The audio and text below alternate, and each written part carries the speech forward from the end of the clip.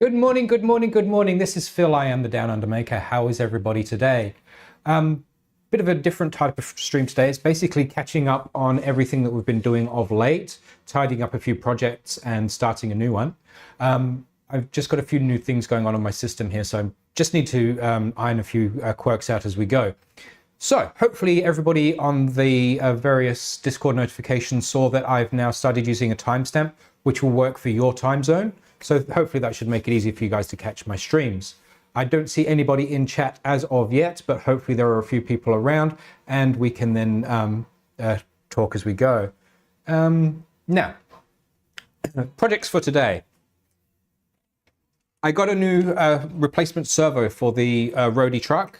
The actually, might be easier if I go to that one, because the steering servo in the truck just isn't up to it. The MG90S that there was in the spec just can't quite keep up with the amount of torque needed. So I've had a chat with Zombie Hedgehog about the servo he'd upgraded to, and he recommended one with basically the same details as this. So this was available on AliExpress, so I ordered it, and that's one of the projects for today. Another project for today is, some of you may have seen that Prusa have been doing some, that's better, have been doing some shorts recently with various mods that people have been doing for the printers.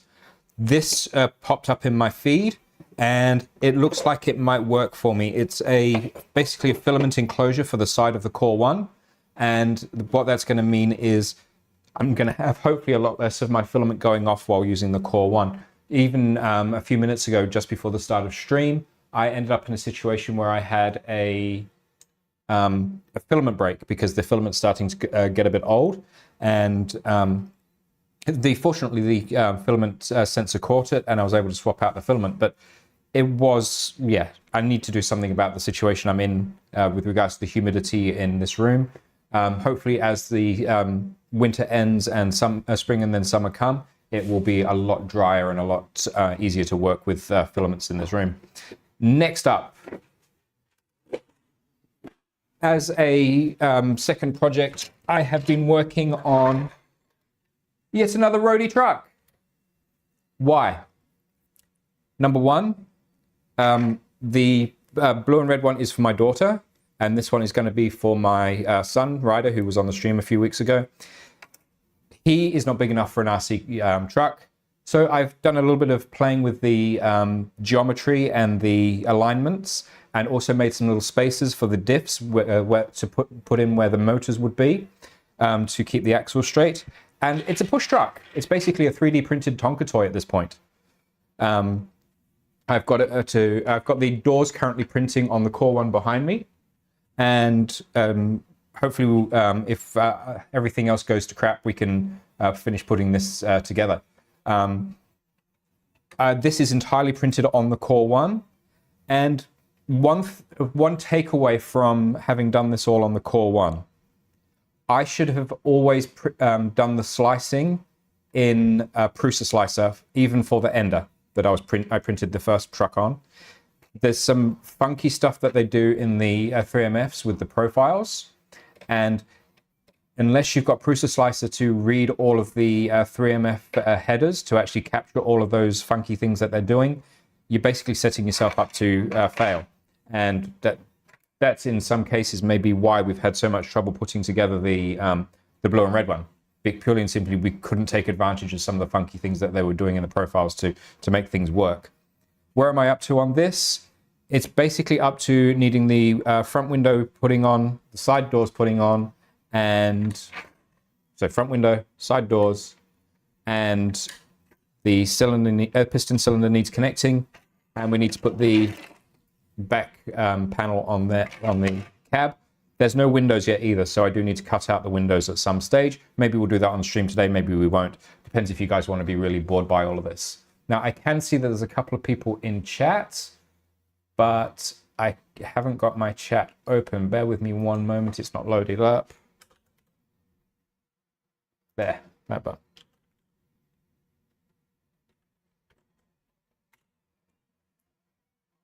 It's coming. So it's Christmas. And go to my channel. Come on. So, where's Phil been the last couple of weeks? Last week, Ryder was pretty sick, so it just wasn't going to happen. And this week, I have been just under the pump with teaching and a whole bunch of other things in real life. So it's made life a little difficult. Let's pop that chat out. Then I can get rid of the window because that's distracting. And I will throw chat up here. Oh, hi, Steve in chat. There we go.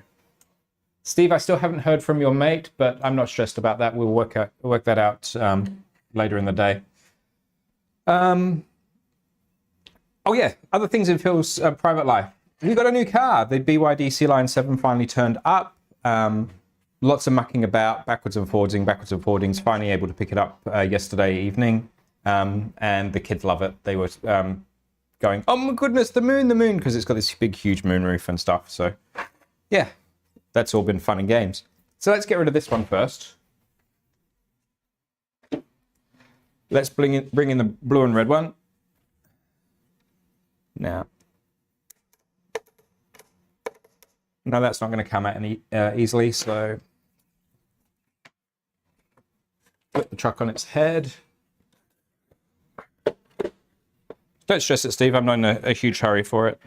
We did the granny charging overnight, so what we're going to need to do is take off the front suspension to get to the servo. Then we're probably going to need to dismantle the back wall of the cab to get the plug unplugged on the receiver for the servo, and then put it all back together again. Do I have something to put this in? Not convenient. I'll have to go there for now. So that's out.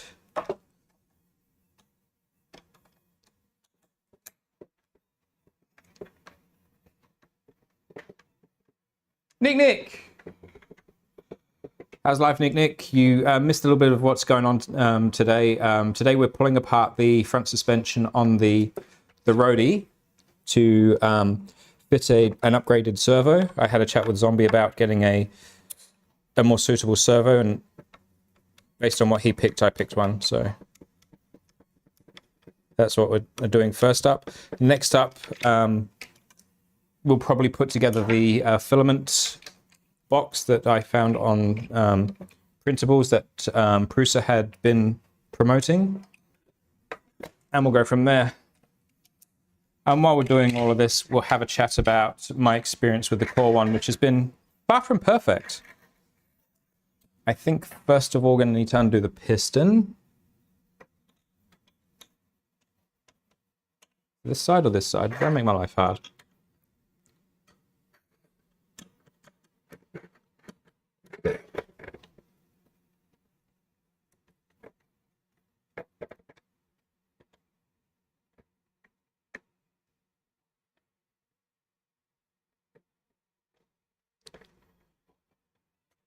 There we go. So piston's undone.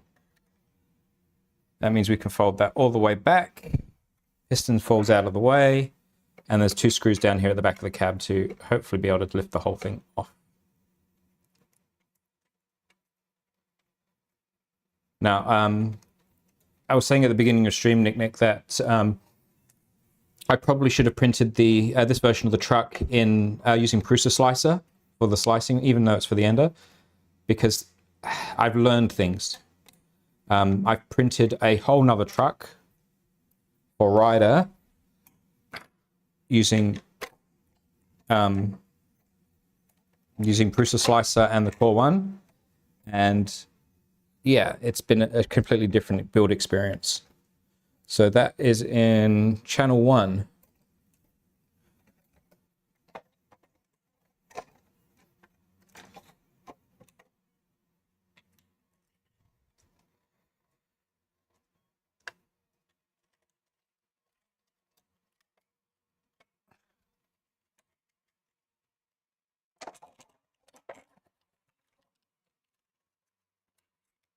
There we go. Now you need to go there. You need to go back there. And we need to turn this whole thing back over again.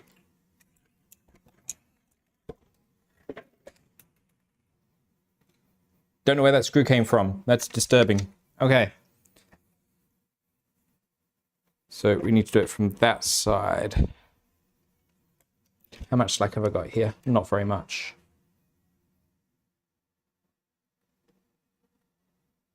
Let's start by taking the steering arm off. So what we're doing right now is we're yeah, they give you 3MF files, but they are formatted from Prusa Slicer. And as a result, because Prusa and all the other slicer people don't want to talk to each other by the looks of things, they'd never quite talk to each other nicely. So that's the steering arm off. Just going to fish that cable out of there. Now that is probably a Phillips head from memory.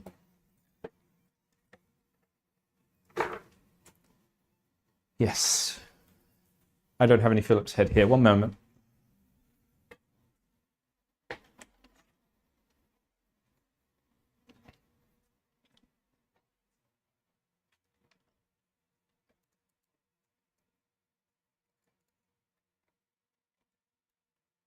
Now, the other medium-term project that I want to get started on is I'm going to start building a rapid burner.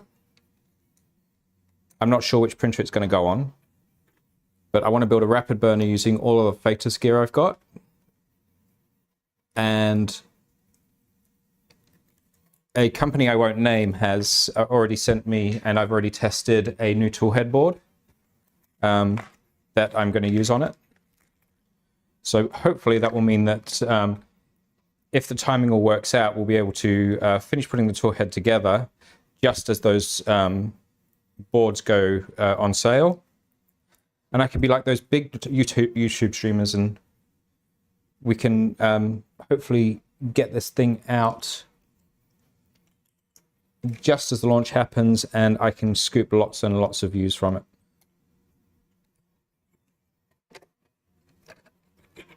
Is that the same size? Should be.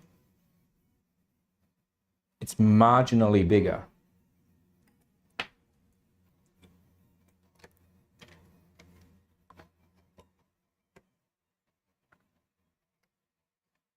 Well, that sucks. It doesn't quite fit. I'm going to have to modify that. Try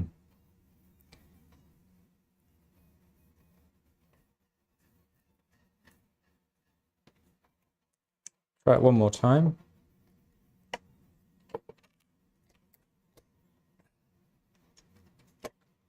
Yeah, that's plain and simple too big.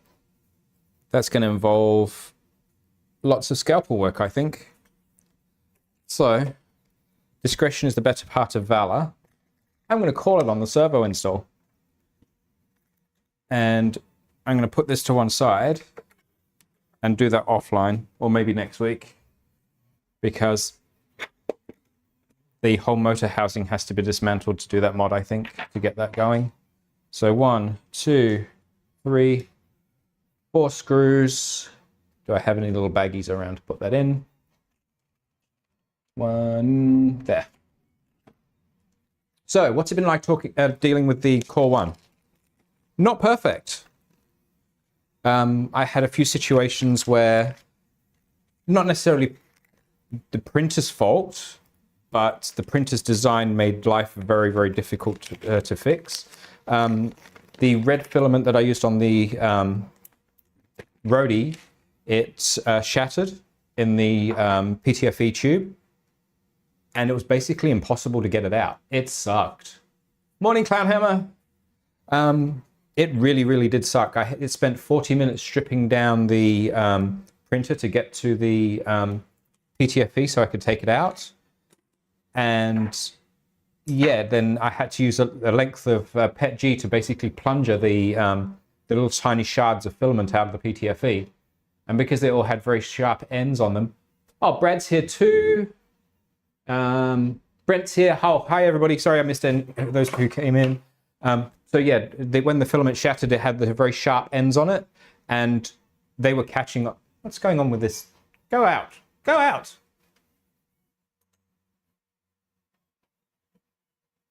Zoom out. You don't want to see me that close. That's better. Thanks, Nick. So yeah, when the filament shattered, I had to basically plunger the shards out with a length of PETG, because otherwise there was no way to get them out of the inside of the PTFE tube. Yeah, 20-25 minutes to pull the panels off and get to the PTFE. That didn't sound healthy, and I've lost a part.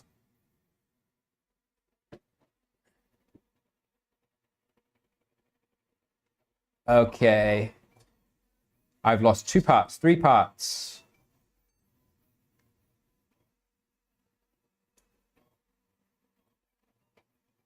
Stop. Are you sure you want to stop? Yes, I'm very sure.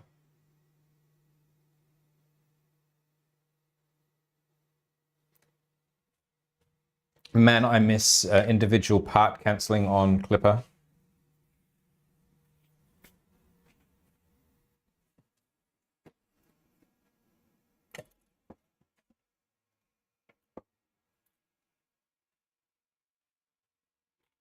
So, what happened? This part let go. That then meant it was dragging that filament around, and it's dragged those 2 off the plate as well. So the only parts that are actually complete are that one and that one. That one, those 2 are due another layer. Those 2 are about another 4 or 5. Didn't even need to print that part in the first place, but I'll put that to one side. So we'll keep those. Let's jump to Prusa Slicer, ladies and gentlemen. That one. No, not that screen. That's Super Slicer. I need to change something here. There we go. I've got both of my slicers set up so I can turn one off and the other on to make life easier. So, what has failed? It looks like one of these tall parts has let go because they've got a very small surface area on the build plate, and then that's dragged everything else away from the plate. So let's go here. Now, so you guys might be able to help me with this. How do I, go back to that. How do I make it so that I can go back from a plate I've already got, or do I have to start a new project every time? Because I've still not worked this out. Discard. And it's door 1 that I need. Open. Click outside. What don't I need to print again? That one I don't need to print again. That one I don't need to print again. That one I don't need to print again. Those were probably the ones that caused me the grief, so I'll print them separately.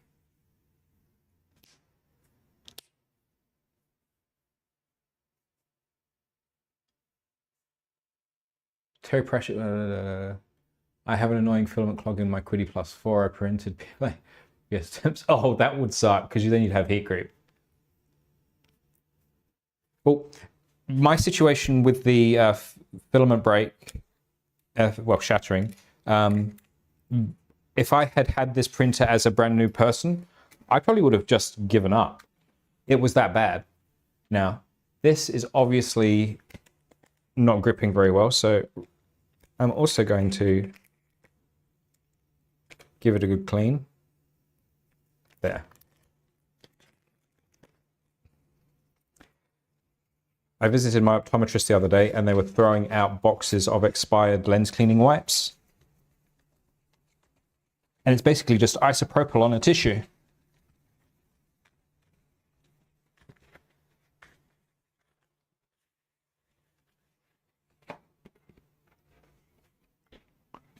So I asked them for a couple of boxes.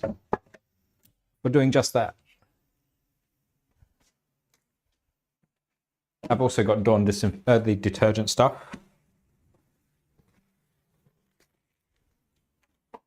To make life easier if it does need degreasing. So where are we at?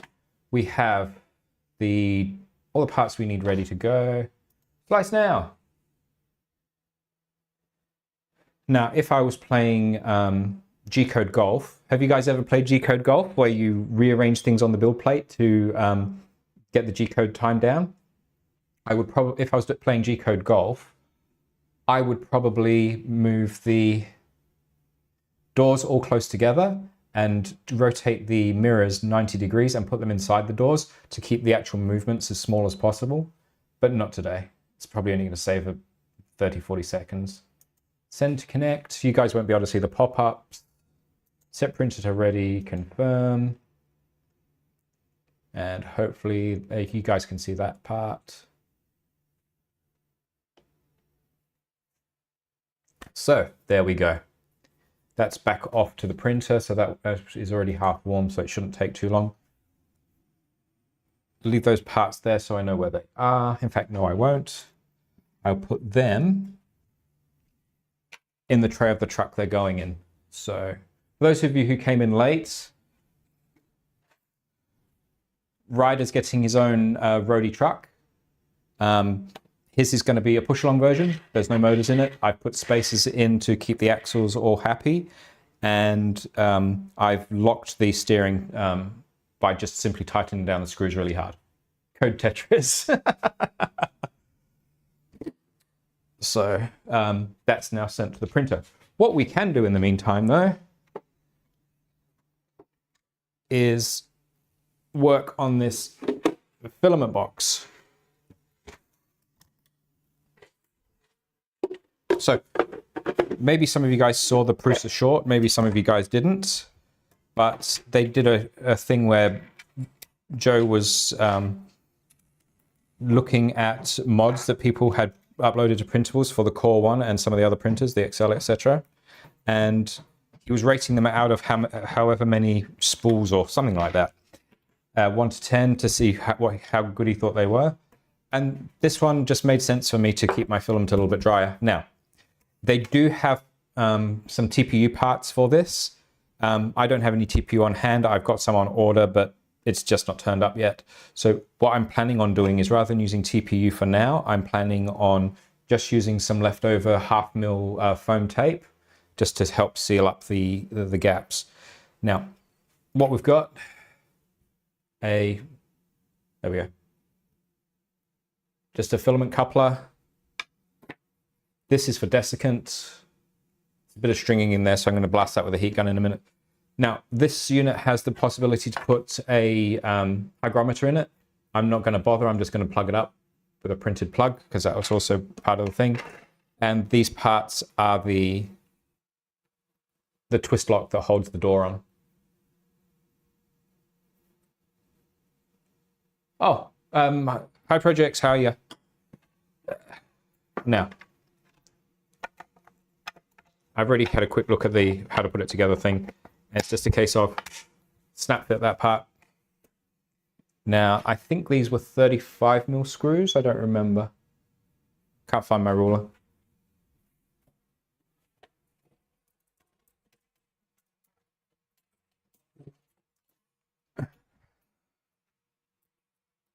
Yeah, they're 35 mil M3. Insert repetitive strain injury here. That's the other side effect of having built 2 Roady trucks.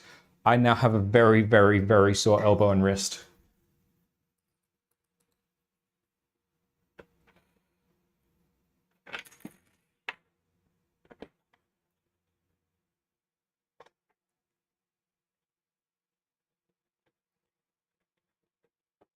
Just thinking, do I have a Torx bit I could do that up with? Maybe I do.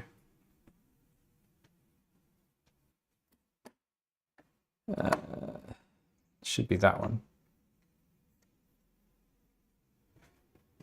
For some reason, the set I bought of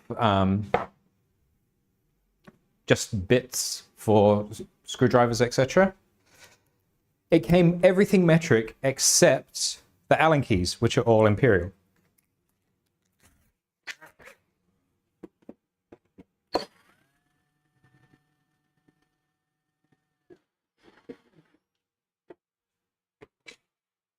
That's a lot less painful on my elbow. Maker's wrist. I'm sure Steve would say it was something else, but we won't go there, will we, Steve?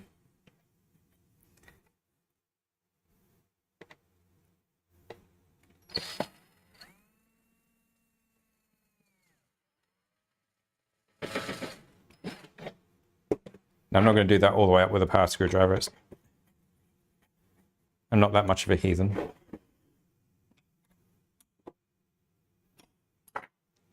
So, that's on. This needs a heat gun.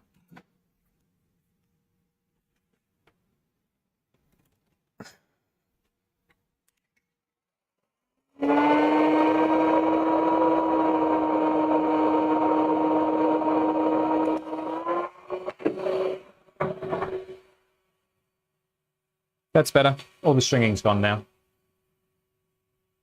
And that noise cancellation is really good because that gun was still running until just a second ago. So, that, as I understand it, there's a dovetail joint there to slide that into.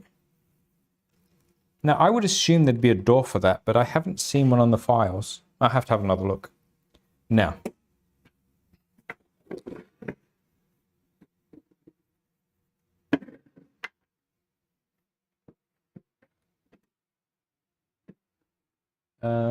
something sensible to do that up with. Probably a spanner.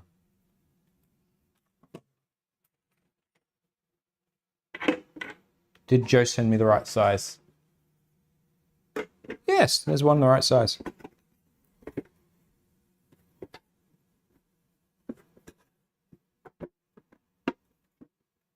You're about to crack a joke about my wrist.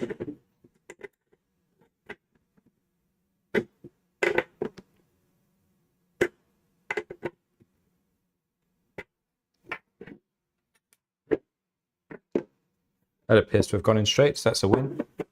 Now, this is the bit I was most concerned about, because I just simply chucked this in the printer and hit send. The one thing I did do, you guys may or may not be able to see this well on camera, so I'll zoom in to give you guys a good shot at it. That one.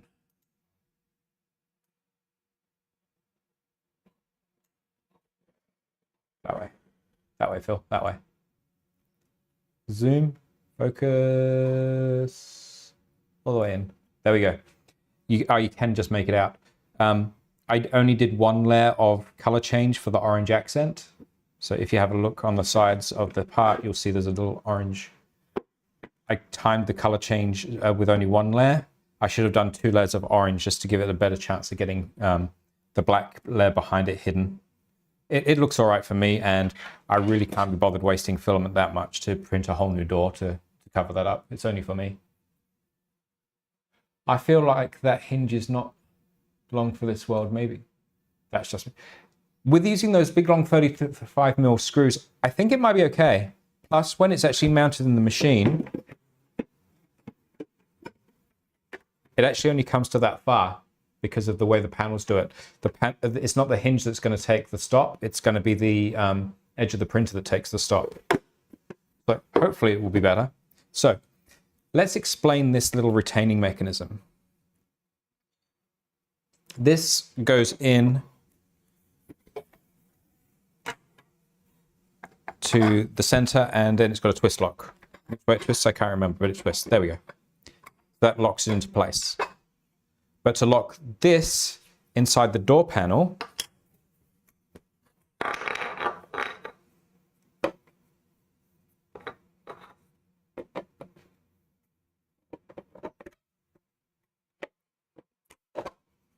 there's also this, it's kind of like a 3D printed circlip or speed clip, depending on what part of the world you come from. So it's got 2 little lugs, that way, no, that way. 2 little lugs that kind of dig into the surface, into a little groove.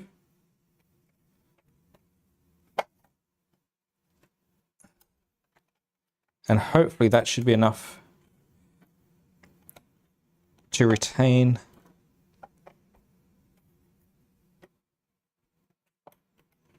I'm not reserving much confidence in that, to be honest. Let's zoom out a bit so you guys have a bit better video quality.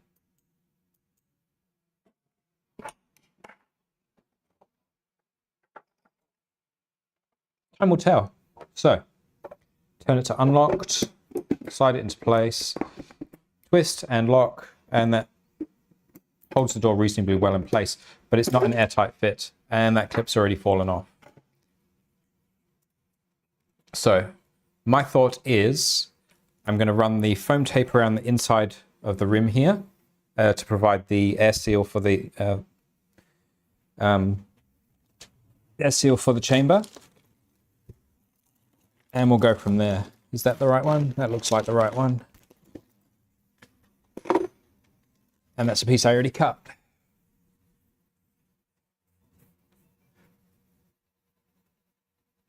Does the desiccant bin go upside down? No, it doesn't. The way the dovetail's designed, it can only go in the way it's gone in.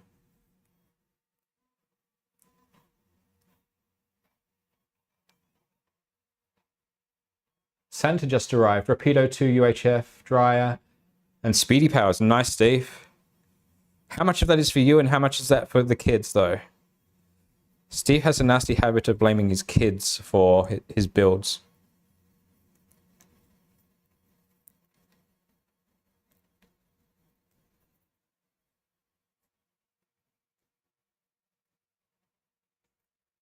No, that's stuck.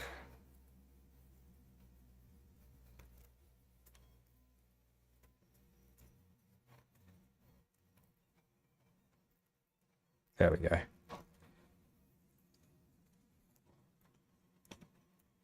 Now, like I said, this project does come with a TPU gasket file, but printing TPU for me at the moment is not possible because I don't have any, and not possible and not practical because it's very, very humid.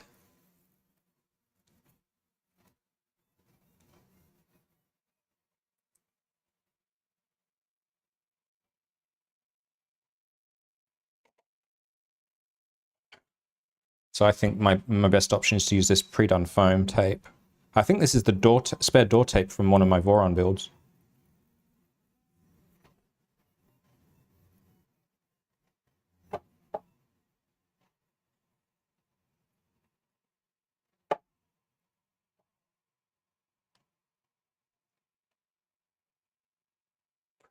In, clips.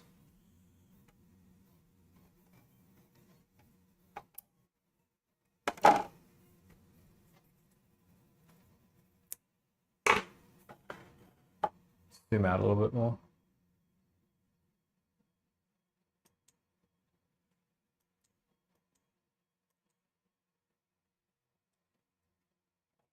There's no such thing as spare children. They're all annoying in their own way.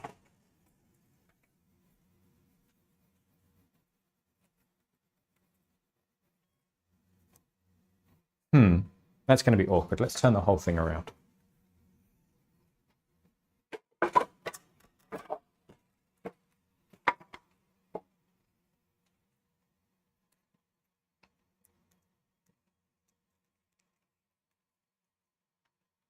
Now, my plan is to start that there and then trim it off. And then we'll do those short square edges in a moment.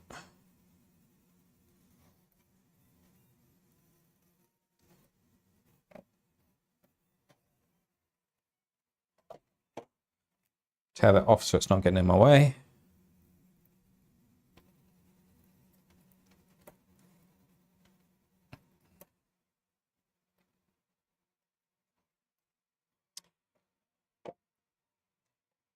So Steve, if you've got all these new goodies, what tool head are you going to put them in?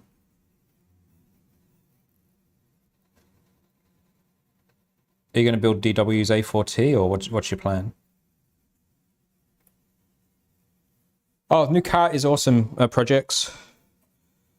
The kids love it. I need to send you that video of the kids later. We took them out, well, we picked them up from daycare in it yesterday, straight after picking the car up.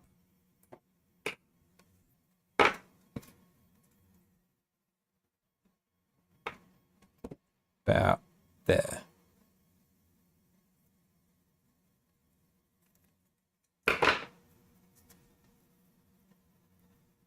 Yeah, it arrived at the dealer on Monday, my time.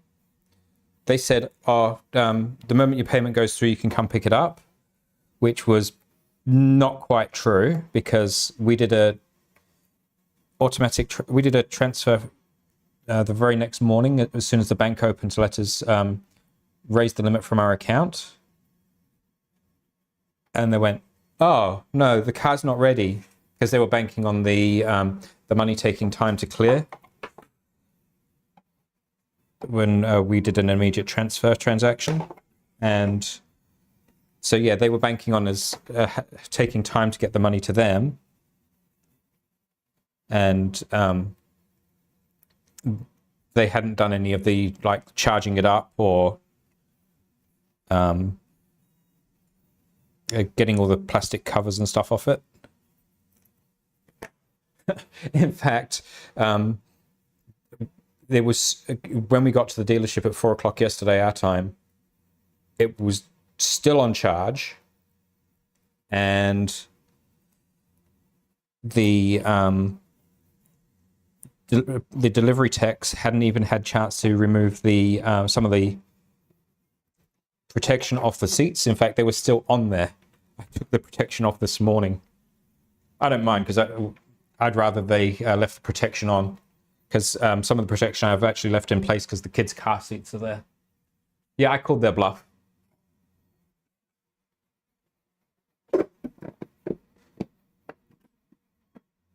So that feels not bad, but I know I have to take this piece off and put more foam tape here, and this one needs to be slightly thicker. Foam tape. I know I've got more foam tape. There it is. There's the thick stuff.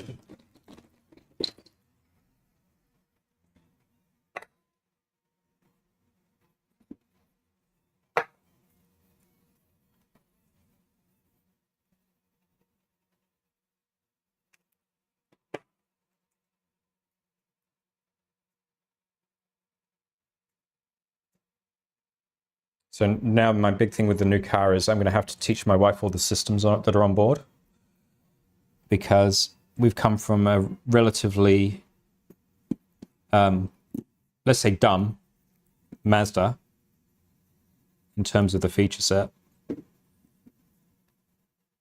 So she's going to have to get used to things like the auto drive and things like that. It's not quite full self-drive. It's got some limitations, partially due to the laws here. Although it is full self-drive ready.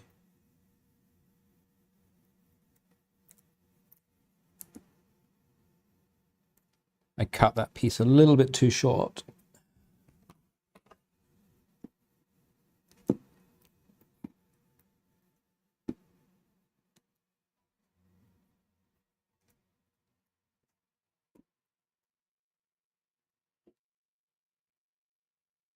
Now, once this is under compression underneath that lock, it should be fine, I think. And as I understand it, it actually uses the foam as kind of the pressure seal. So it uses the pressure of the foam against everything to hold everything nice. So that goes in that way around.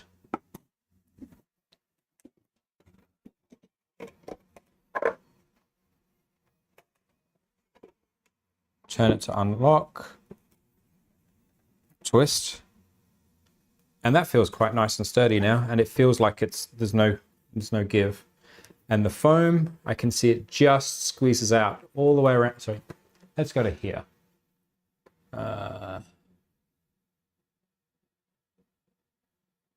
Not me, that one. Yeah, okay. So all around the edges here, the foam is just ever so slightly squeezed out, so I know that it's nice and well held.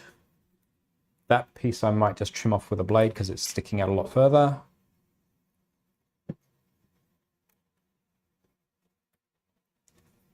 In fact, let's just go around the whole way, just very gently with the blade, because that trimmed nicer than I was expecting it to.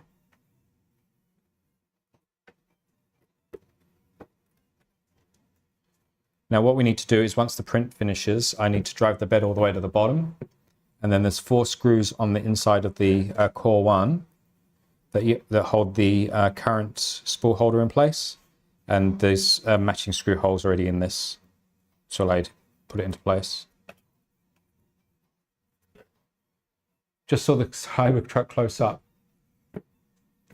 Oh, I don't know what they were thinking with Cybertruck. Apparently it's a huge flop in terms of the money they spent on it versus what they could ever plan on recovering. Somebody said to me, I think it kind of holds true, it reminds them of the episode where Homer's long lost brother turns up and he's the chief executive of the car company. And he feels sorry for Homer, so he gets him to design a car. And it's just horrid. It feels like the designers let Elon near a sketchbook, and that's what came out.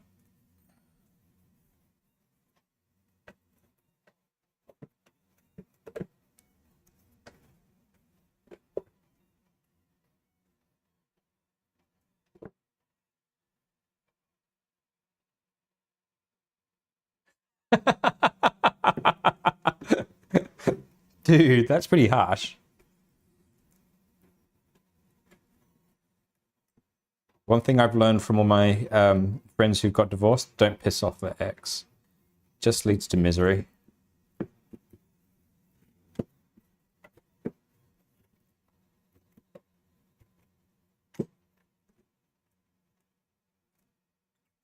Especially if there's alimony or child support involved. Because they'll start asking for more.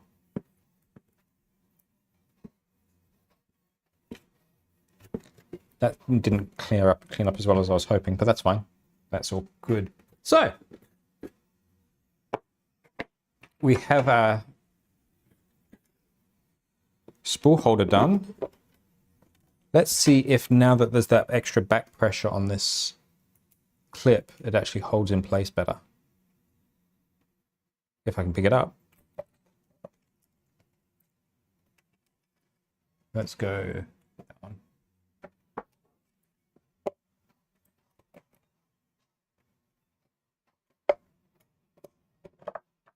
Maybe.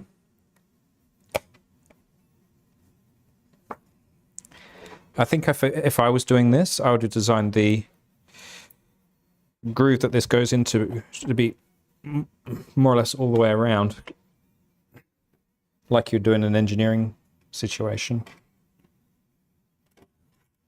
It's not going to fall out. Twist lock. And there we go. Another project off my to-do list. Let's get rid of all these trimmings.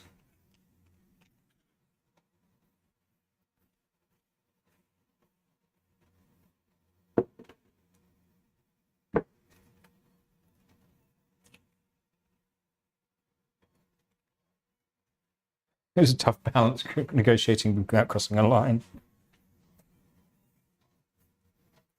One of my friends, he kind of got screwed. He basically just gave up. He didn't have a strong enough lawyer.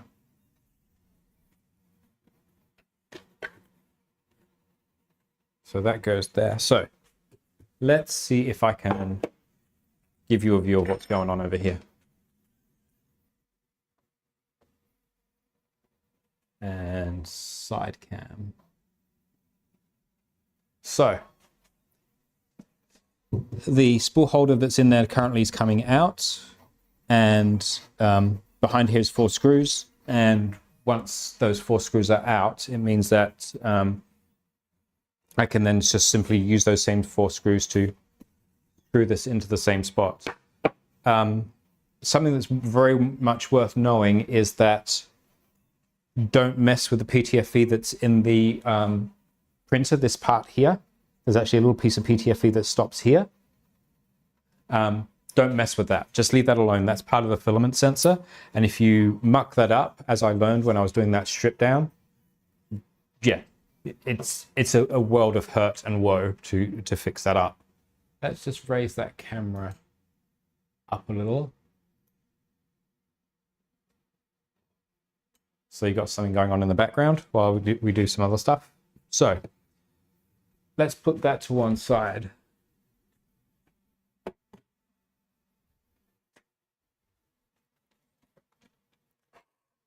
And move back to Rider's truck. Actually, having the cam back over here would probably be beneficial. There. And go down a bit.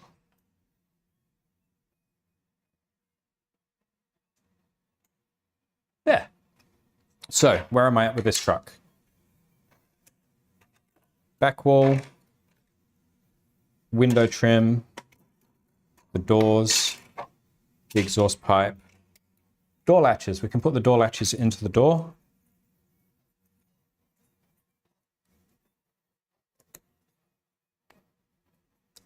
Now, even with the Prusa profile, I found that it was far better and far safer. See if I can show you guys without the ring light interfering too badly. Oh, you might be able to see it. There's a dimple here inside the recess that the door latch goes into, and I found it's just a fraction too tall to make the door latch work nicely. So what I've been doing is just getting the side cutters and scraping off the very top surface of it so that it allows the latch a little bit of freer movement. And the other thing I did is I filed the very edge of this just slightly.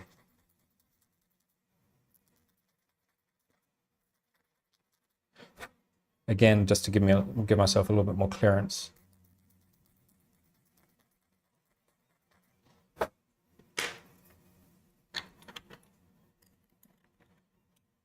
It's also worth checking to make sure you've got no debris and no strings of filament inside that little well, just to be 100% sure.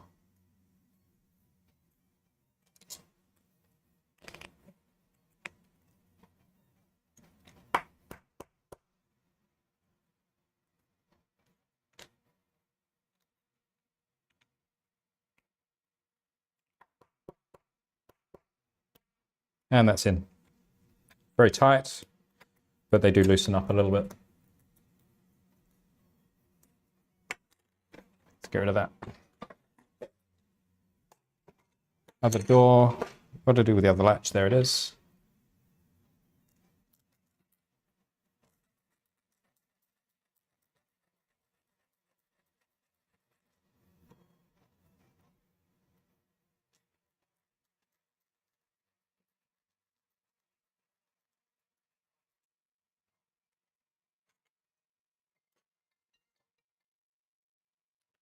I keep getting spam callers, but they're too stupid to realize that New Zealand and Australia are a different country.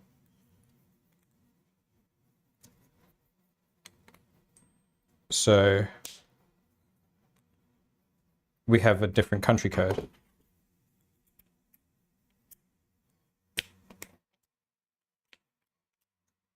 There we go.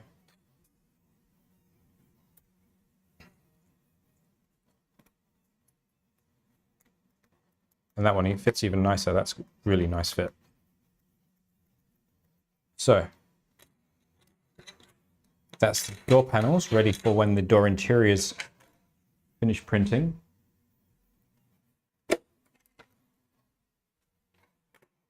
This is the spacer and the front for the front window.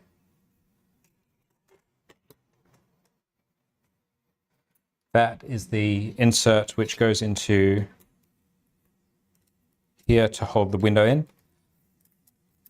Surprisingly, this is the only part. That's not quite right. Let's move you guys there. This is the only part that doesn't quite work. It printed ever so slightly too small. So I'm going to scale that up to 100.5% just to give it a better fit, because it should be an interference fit that holds the window in. But that's way too loose. There's no interference at all there.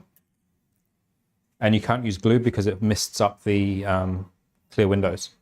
So my proposal next is to work on cutting out the windscreen and the side windows. Template 1. Template 2.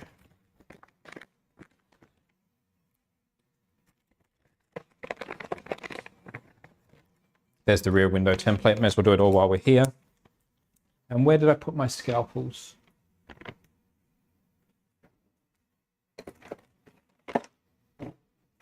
Not in that drawer. Or that drawer. I have some surgical scalpels I dug out specifically for this job. Not there.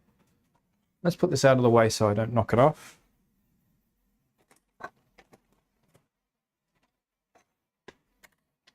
Can't do that. Now with Roady's truck, because it's got no motors in there, it does, there's the scalpels. It does freely push around, so I can't just leave it places like I could with the first version, because the motors on that one hold it in situ wherever I put it down. My chopping board, where did I put my chopping board? Bottom drawer. And there's my missing ruler.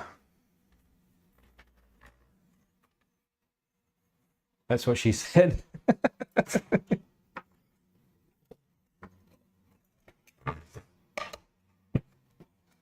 I had two students yesterday talking to each other, and one of them said something inappropriate, and the other one said that's what the bishop said to the choir boy, and I just stood there going, that's exactly what I would say, but I'm at school and I know I can't.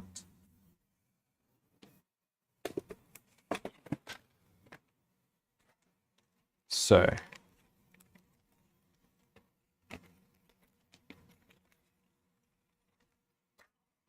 clear sheet.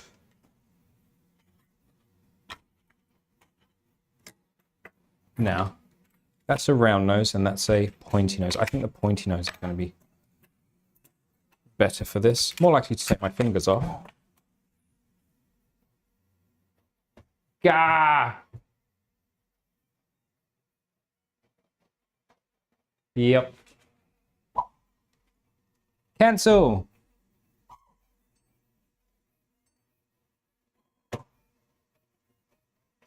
Are you sure? Yes, I'm really, really sure, because this stupid thing has crashed again.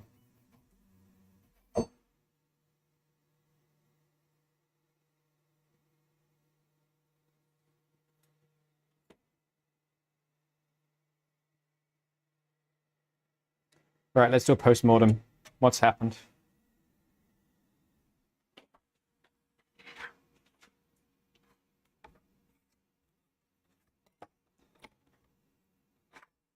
That piece is in place. So all the pieces are in place. So nothing's come unstuck. Or has it? Let's just check I didn't have any other things on the plate. I did. Okay, so let's go to here. The two mirror pieces. So these are parts of the wing mirrors that go on the screw to the doors. One or both of them have come off the plate, and then the nozzle has whacked into them, stored the XY drive, and another print in the bin.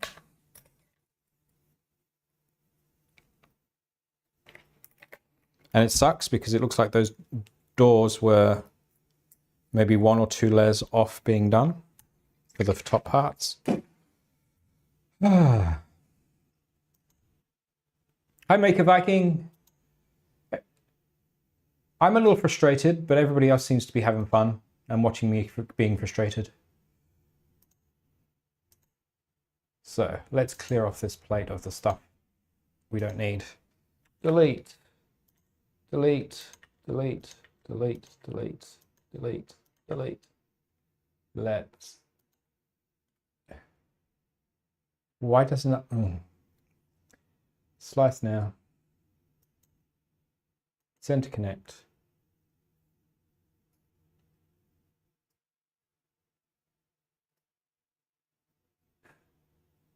Yes, I probably did say it on one of your streams projects.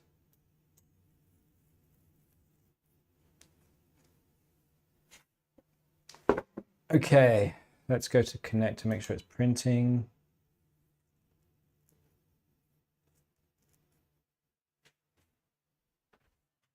Downloading, loading, loading. Helps if I put the build plate back in, doesn't it?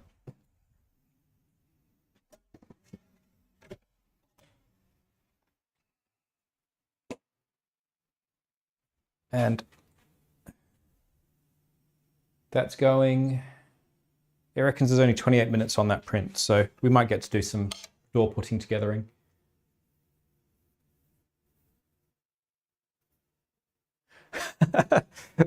I had no end of that kind of trouble when I was doing web development myself, Maker Viking. It's a spaghetti. And if you get one part of the spaghetti go wrong, the rest of it falls apart too.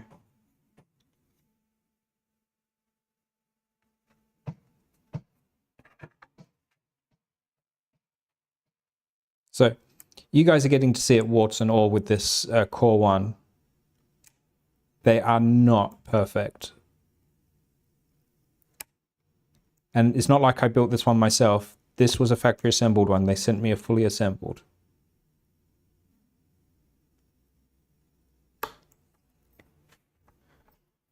And you saw me, I had to clean the bed before we started that print.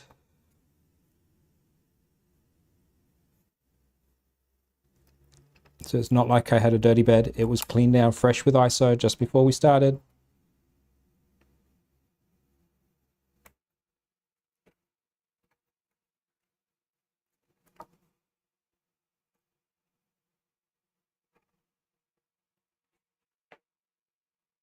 You guys can just about see what I'm up to.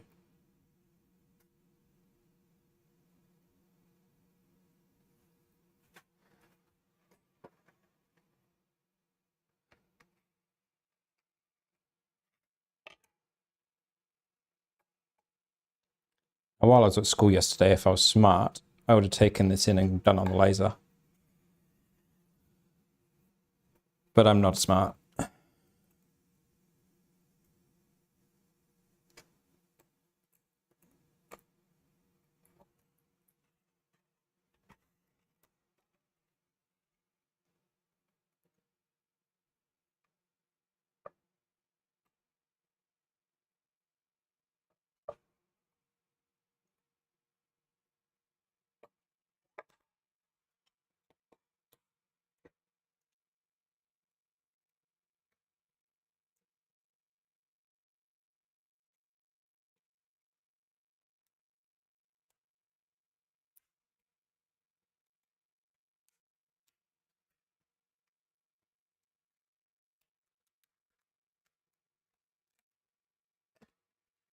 God, split. Let's see if the mask will hide it.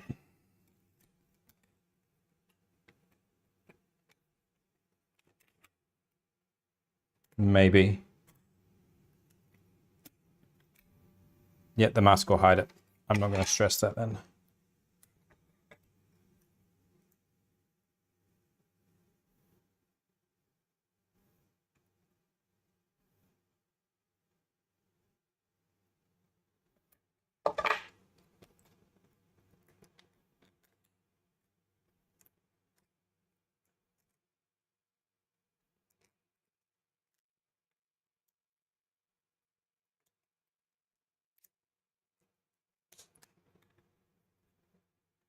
Sorry.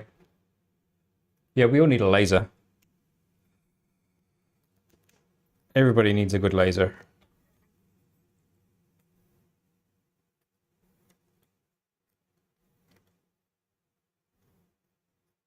The school got rid of their high-powered Trotec, unfortunately. That machine was a beast because they got conned into thinking that the features on the new version would make it better.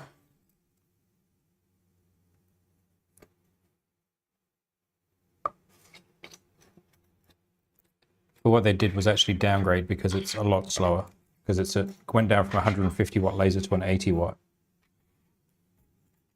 And then it's been offline half the time too because things keep going wrong with it. Whereas the old machine was just nailed down, it worked. But such is life. They made that decision without me. And now they're learning not to do that.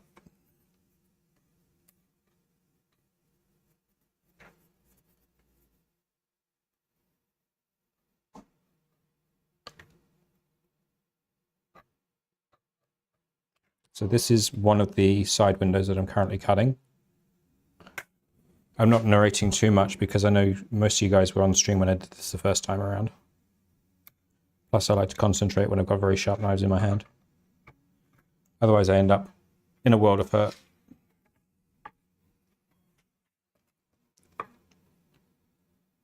Now fortunately it doesn't matter if you lose your spot with the stencil too much, because there's a decent overlap. Check the start of this print. Seems to be going down all right this time.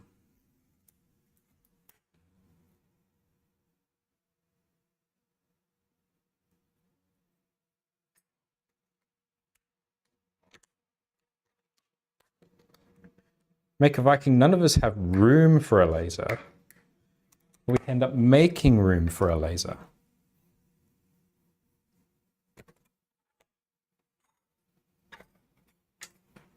For anybody who has never used a surgical scalpel, no shop teacher starter kits today, Phil. Yeah, for people who prefer who use X-Acto knives, when you make the jump to proper surgical scalpels, it's a night and day difference, guys. Just spend the money. It's like $10 on eBay or AliExpress or one of those kind of places. They don't seem to be available readily on Amazon, I've looked. But they're infinitely sharper. So much less prone to the blade chipping.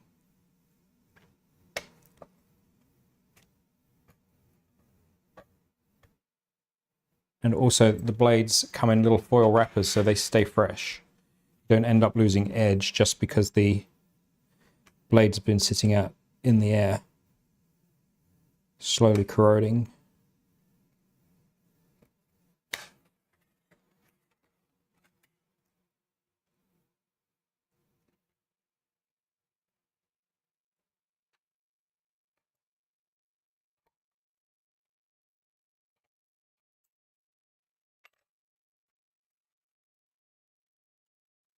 Now these side windows are actually a lot easier to cut because there's no curves on them.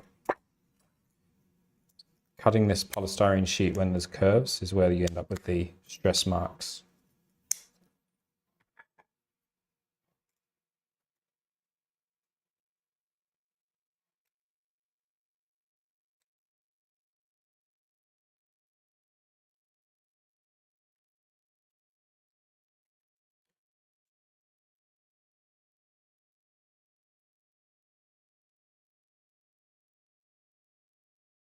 Yeah, this the way these work is it's kind of like a bayonet fitting. You actually flex the blade and pull it onto the bayonet.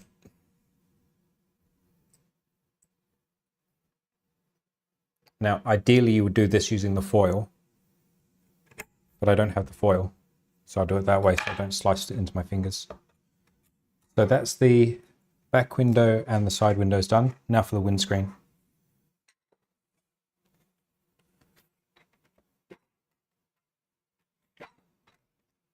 Trying to use the least possible material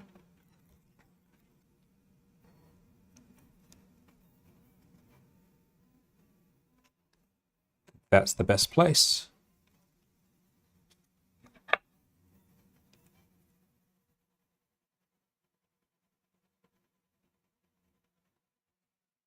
I'm not having too much issue with Niku in terms of the size. There's a little bit of forgiveness in the way these windows are done. So if you're ever so fractionally undersized or over, they still do fit using these templates at least.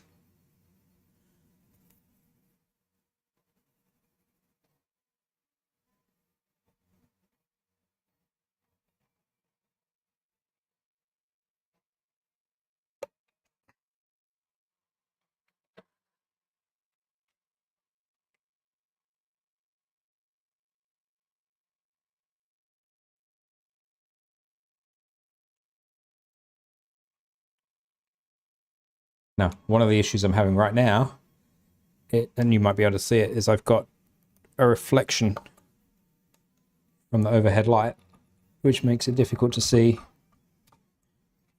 where the edge of the plastic starts.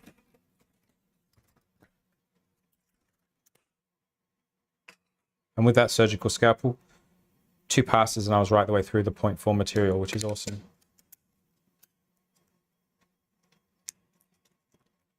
Let's not do that because I'll end up with a stress mark.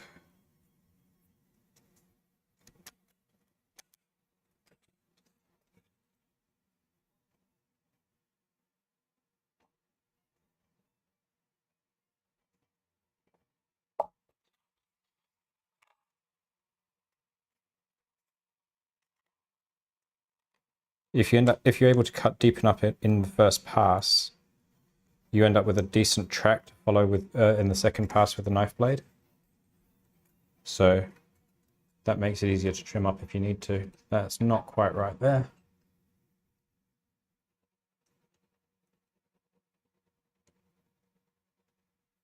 There. Side windows can go over there. Let's get rid of them. Let's test fit this. That way around.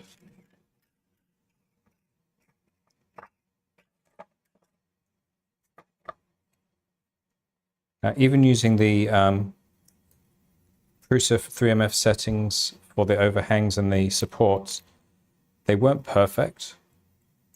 Maybe because they're set up for the Mark IV's, which has better cooling, of course, because it's an open printer.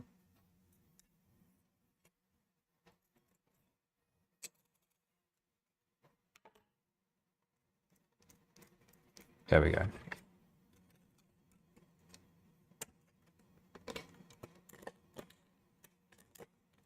Is that the right way? Is that the right way? Something's not fitting. Let's have a look at this again. That way around. That way around.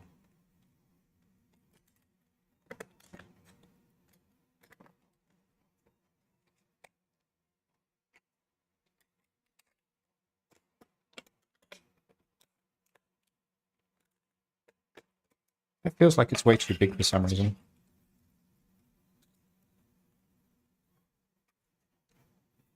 Maybe because it is. I didn't cut off one of the sides. That's better.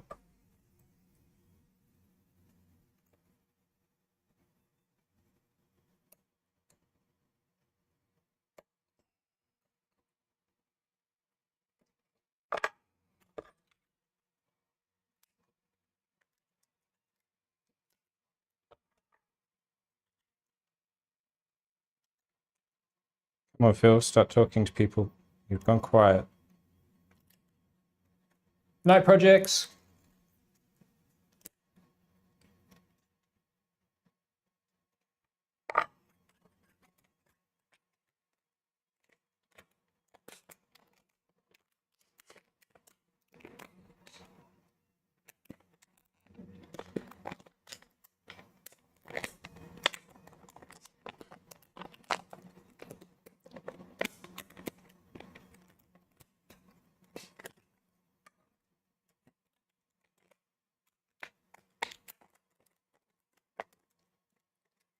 That's better. Helps you put it in the right way up. So now we have the front fascia in place. Oh, Jex is here. Hi, Jex.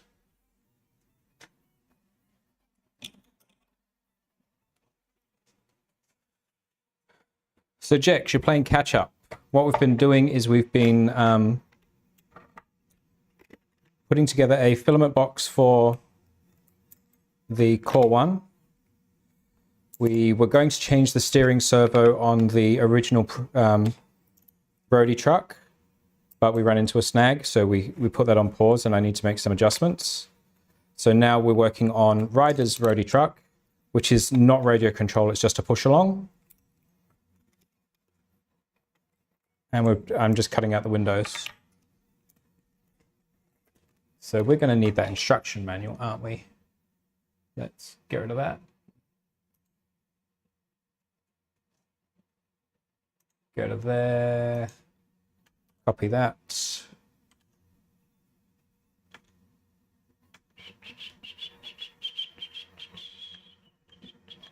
That one.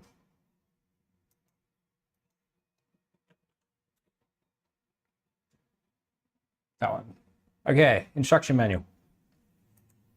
Find the cab. So what we've just done is cut out all the windows.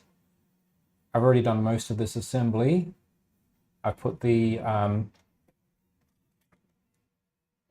lights in already. You might not be able to see that as easily. Let's go here. I already installed the lights.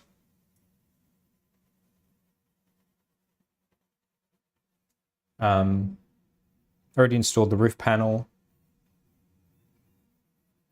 So now we need 6 M36. Building the second truck's actually been really easy. I needed some more wheel bearings. And Steve had already printed me some extra TPU shock absorbers. So the only thing extra I had to order was the a whole bunch more M36s. Get rid of that, don't need that.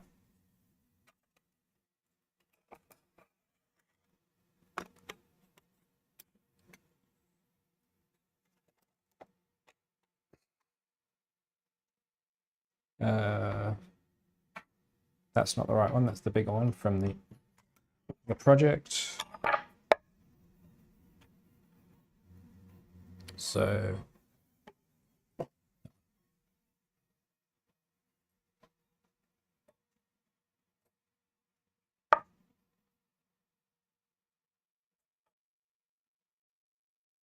one of the biggest problems I'm having at the moment, Maker Viking, is they've changed my dosage on my chemo yet again, and it's just giving me a little bit of a headache, which makes it hard to focus.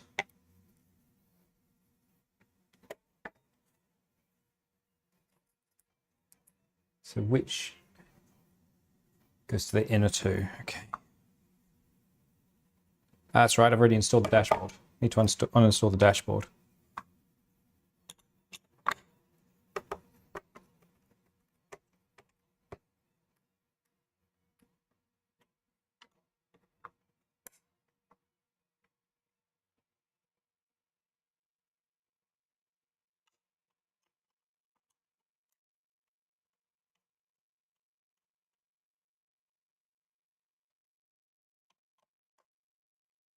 My mum wants me to print and build one of these for my stepdad for his birthday present in a few weeks. So I screwed all the interior together just to give her an idea of what it looks like.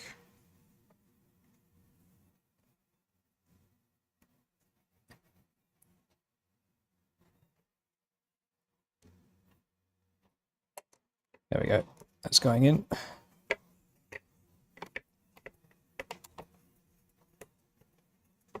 So I know you guys can't see a lot of what I'm doing right now. It's inside the cab and I can barely see it.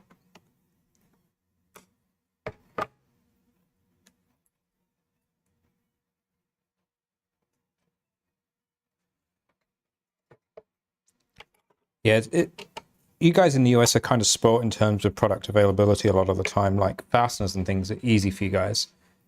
Whereas for us, it might be easier on the East Coast for Jex, but for Steve and I, we'll be waiting 7 to 10 days for an East Coast supplier to send it to us, or it's 5 or 6 days for AliExpress to send it from China.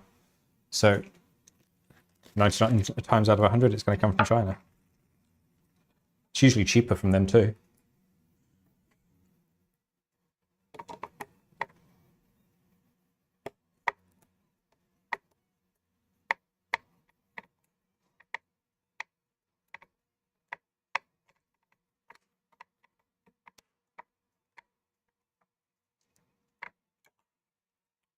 All the fits are just that little bit tighter and a little bit nicer on having printed it with the Prusa profiles on a Prusa printer. And like I said, I suspect if I had printed all of the parts using Prusa Slicer on the ender, I would be very close to a similar outcome. All those times where we had to pause and adjust parts to make things fit, pretty much all of those have been skipped, apart from like little fine things like the door handles.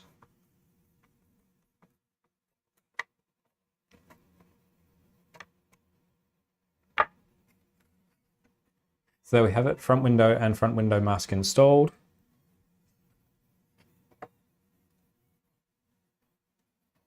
I've already built the bottom part of the cab. Seats are already in, so we can put the dashboard back in. Now, some of the guys who build these things have done some amazing mods for them to fit extra parts. There's decal packs that they've done, so you can put details into the dashboard, like a sticker to represent all the dials and things like that. It's a bit beyond the scope of what I want to do and what I need to do, especially if it's for a rider who's not going to care. But I've been researching it a little bit just in case it's something Mum wants for the one for my stepdad.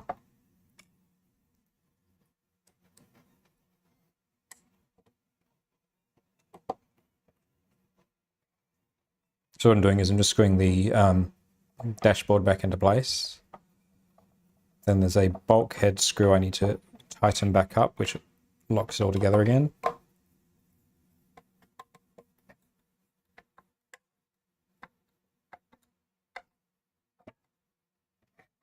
That's all in place. Now that is where the window wipers go. Where have I put the window wipers?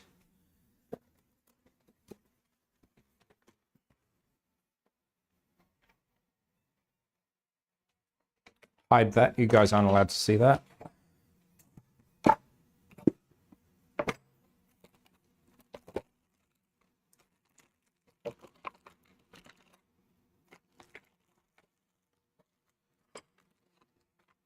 That's the spare red wipers.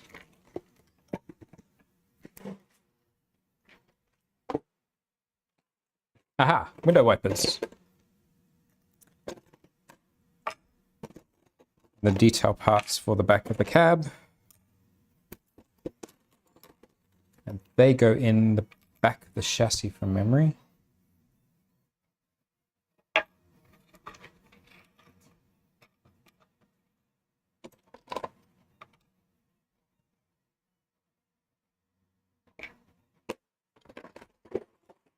Right, so you have West 3D 15 minutes away.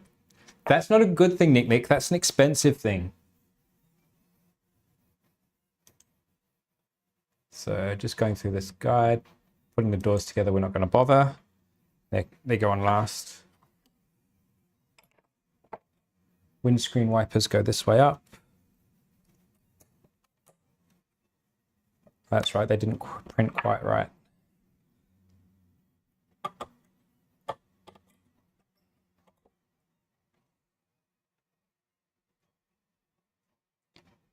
I printed the window wipers 5 times, even on the Prusa, and they still string a little bit. But they fit, and they're only cosmetic, so they don't need to be super strong, so I'm going to leave them as they are there. So the window wipers are on.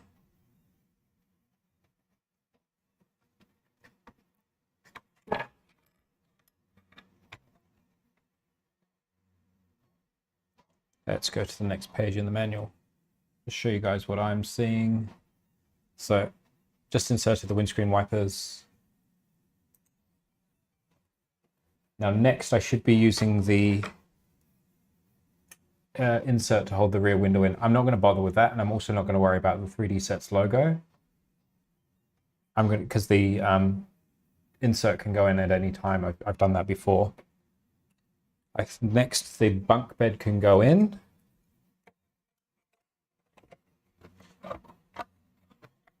Because that doesn't hold any electronics in this version, it's just a cover.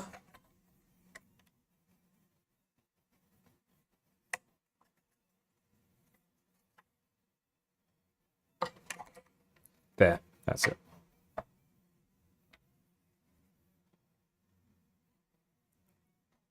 And now we need the back panel.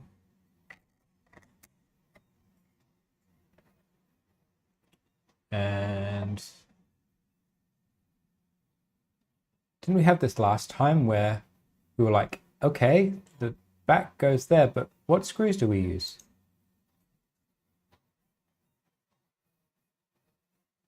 Oh no, that's because we have all those extra ancillary parts that go with it.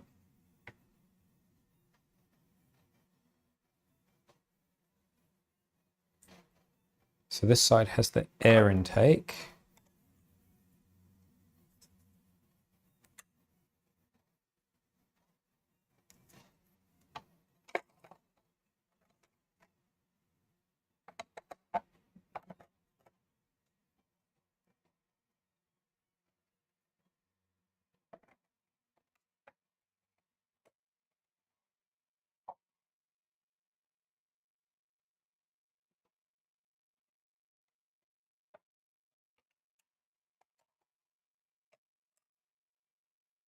That definitely goes on first.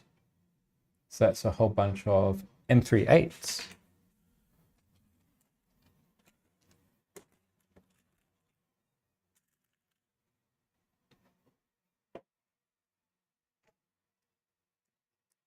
M3/8 goes through.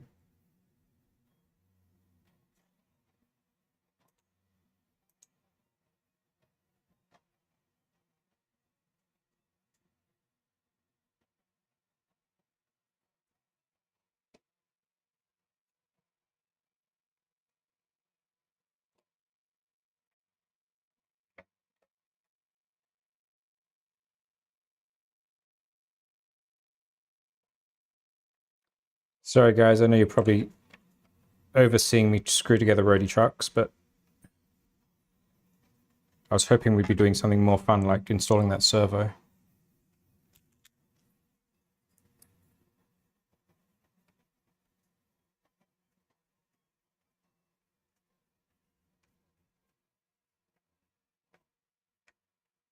So, next week on Down Under Maker, I'm thinking we do something a little bit more printer related, and we start working on my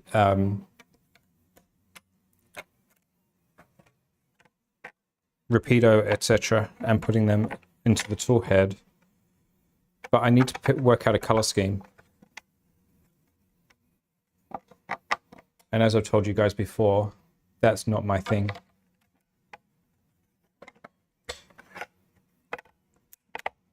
Now that is supposed to snap into place. And it doesn't look like it wants to. Ah, that's because there's a support piece still in place.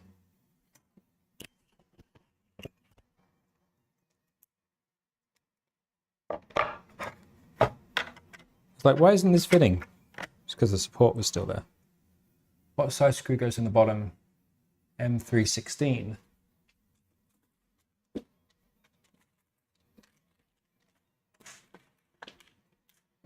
Those. So my Voron is currently black and red, the original Voron color scheme, because that's what the guy who did my print it forward had in stock ready to go. And I just wanted to get my build done.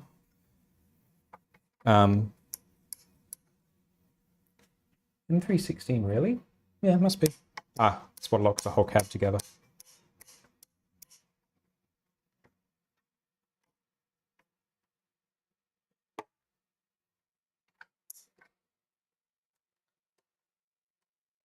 So black and red is a possibility for the color scheme for the new tool head, because even if it ends up on the ender, it will still be fine. I can reprint some accents for the ender easy enough.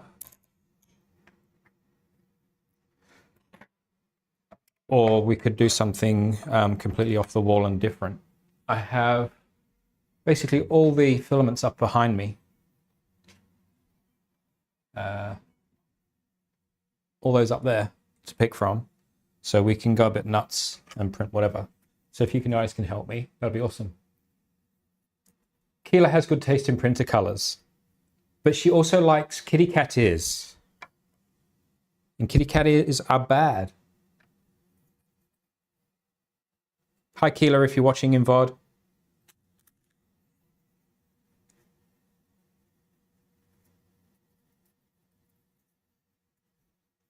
Are they also M38s? Yep.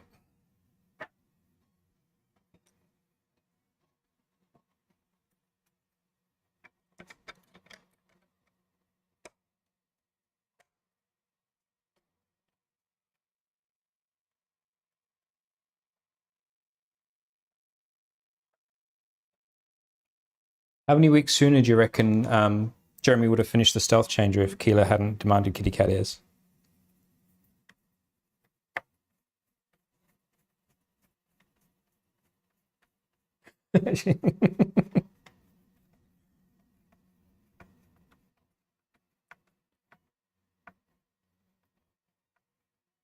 Right, so that's the wind thingies. That might need a bit of a cleanup.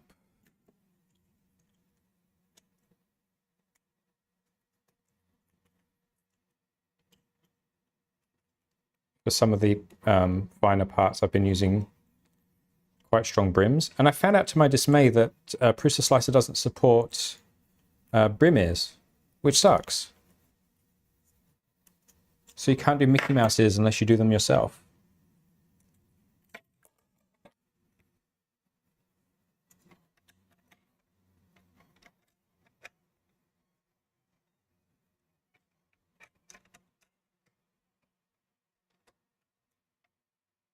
Is that also an M316? Yes, it is.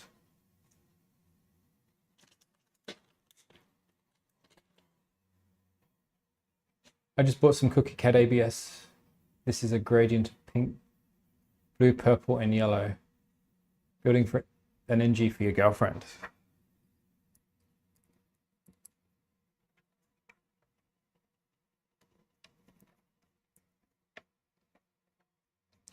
My wife thinks my hobby is cool when it's printing something for her or the kids.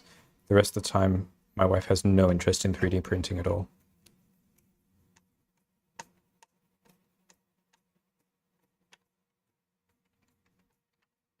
Here we go.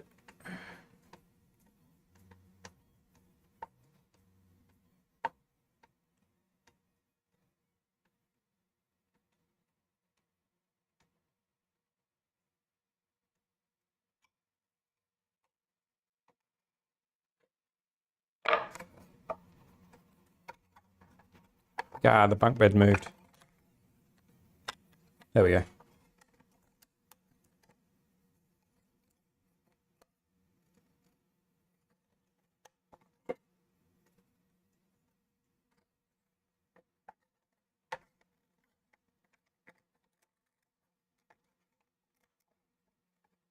Yeah, that's better.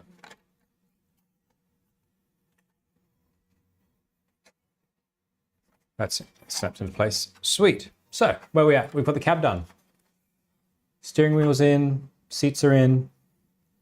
Now, something that didn't ever work quite right on the blue and red version was the seats actually slide backwards and forwards. And the special catches on the backs of the seats mechanisms that catch on the inside of the cab to hold the inside of the chassis to hold the cab in place. So you don't actually have to screw it down. I'm going to actually screw it down because it's for Ryder and he's too little.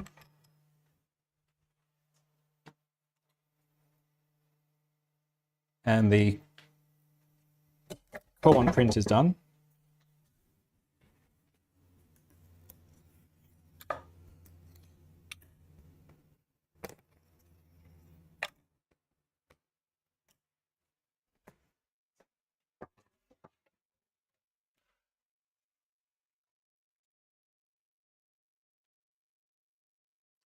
Here's the mirrors that failed earlier. All in the rubbish box. Let's jump back to Prusa Slicer.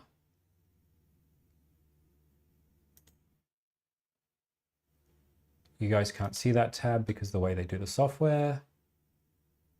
File, new project, discard. You guys can't see me picking the files because it's a pop-up. Open. So, that part worked. That part we don't need. That part worked. That part worked. That part worked. Worked. So what we've got left is those. Let's add a brim. And send to connect. Set printer ready and send.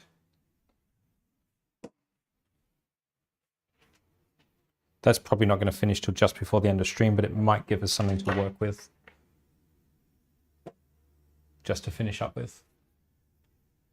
Cookie Cat is amazing. West 3D's Ambrosia has a couple of gradient ASA filaments, maybe 0.2. We get basically the same stuff as Ambrosia through a supplier here in Australia called Dremc, D-R-E-M-C, on the East Coast. Top guy. Definitely worth buying from his store, but what sucks for us here in Western Australia is it's 7 to 10 days shipping.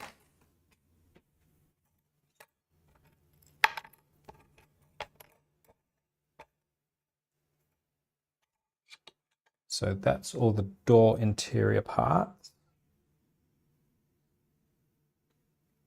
Now we need the door exterior parts. 1, 2.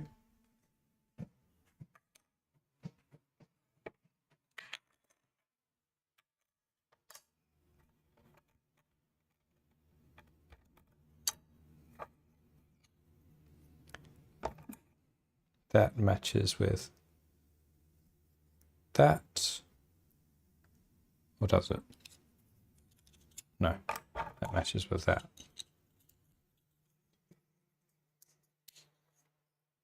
And we're going to need our window.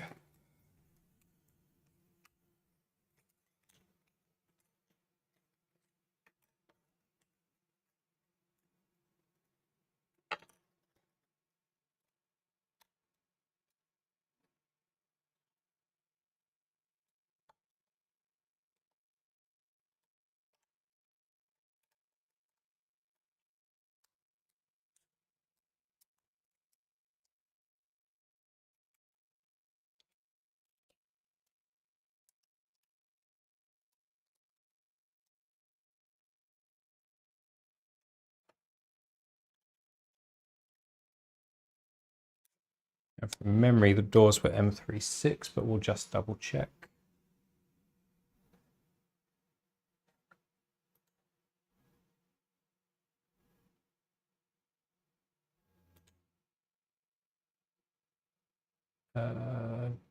Door screws.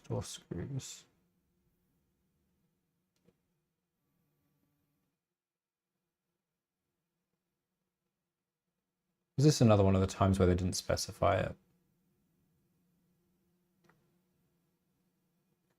Zoom out a little bit. 6 M38s. M38s. That works.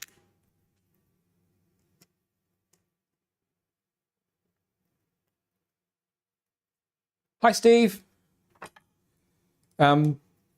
Bring me up to speed on what's going on, Steve. I built a second Roady. I built it using the Core One and, well, printed it using the Core One and Prusa Slicer this time. And my experience has been significantly better. Not perfect, but significantly better. Some of the parts still don't quite fit right, but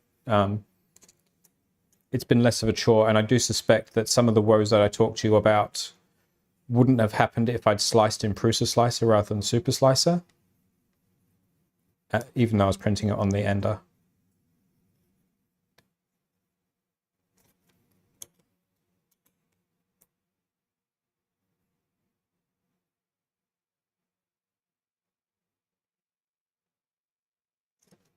The other thing I've done, Steve, just to keep, bring up speed, is this version of the Roady, I've printed spacers to go where the motors would ordinarily go inside the suspension.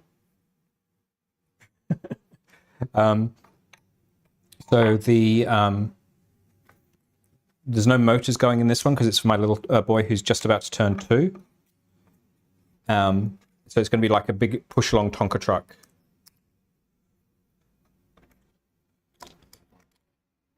And I've tightened the steering arms way tighter than you ordinarily would, just to lock the steering.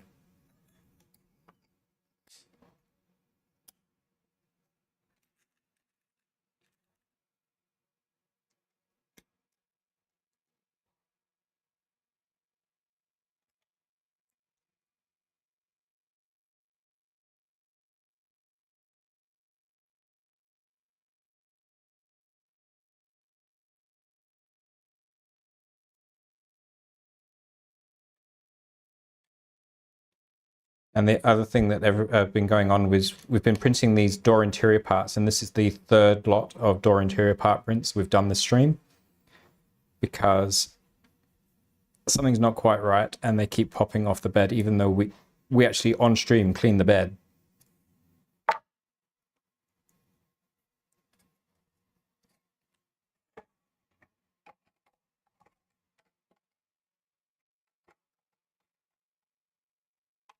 Another one of those fits that isn't quite right.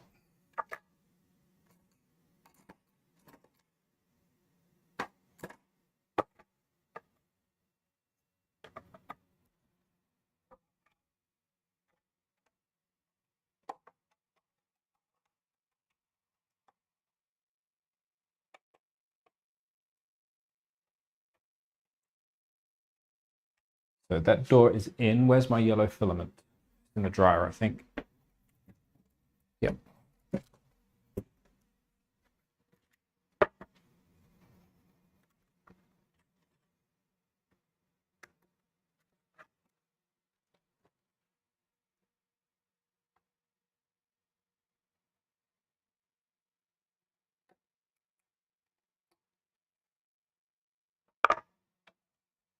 So let's put that down stable and see if we can coax that filament in.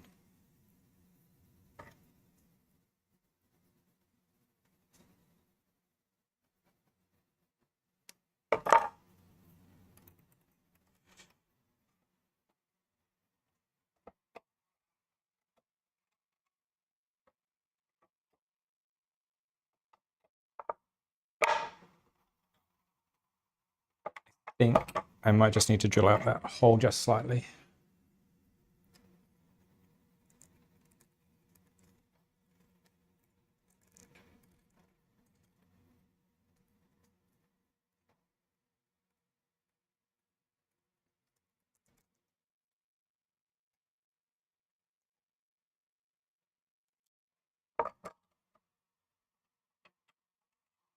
Yeah, that hole's not 1.75 mil by any stretch.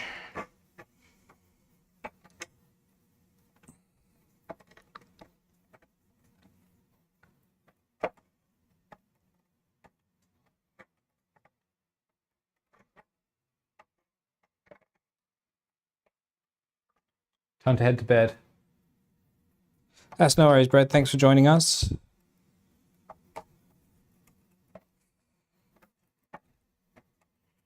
Now, speaking of Brad, Brad is one of my star viewers. He's supported me no end by buying merch on my 4th wall. So if you guys would like to support the channel,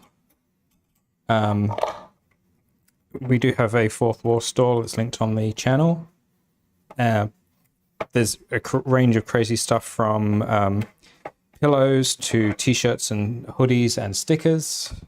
Jex is also another one of my star supporters.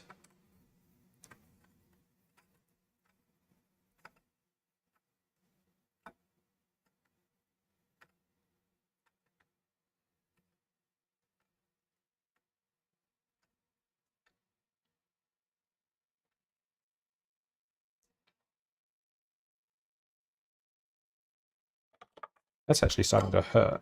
There we go. I'm trying very hard to drill that out as little as I can get away with.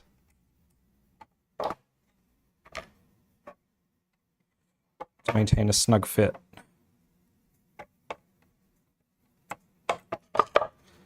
Because if my little guy is playing with it, or any of his friends, I don't want it to come apart.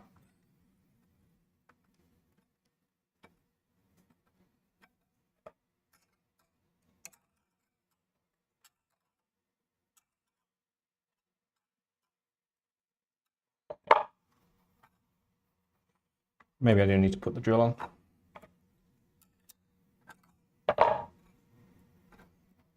I don't know where I found these drills. They just turned up in one of my boxes of stuff.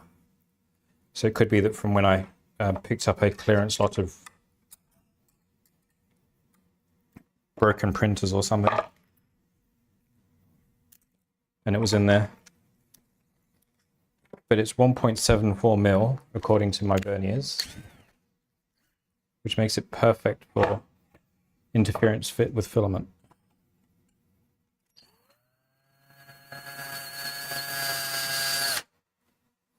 There we go.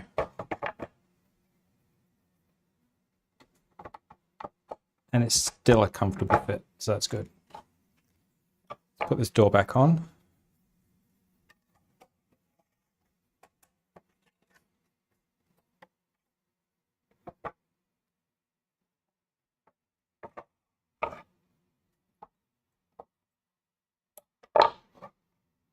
Now just got to line up that. There we go. Line up the hole. And that's top and bottom, so that's good.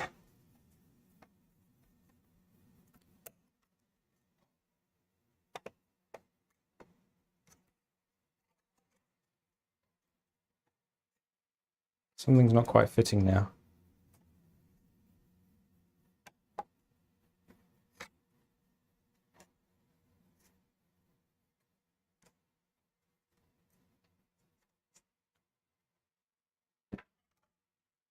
Might be a little tiny bit of elephant's foot inside the hinge, I think. I'm sorry, you guys probably can't see a lot of what I'm doing here.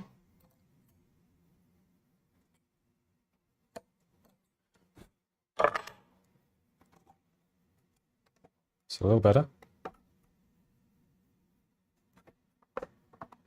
There we go. And that door is latched into place. Oh no! The door split.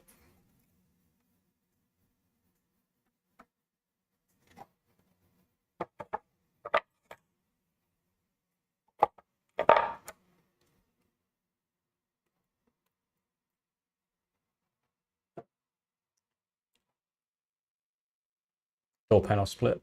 Gonna have to print a new one. Oh well. See if we have better luck with this side.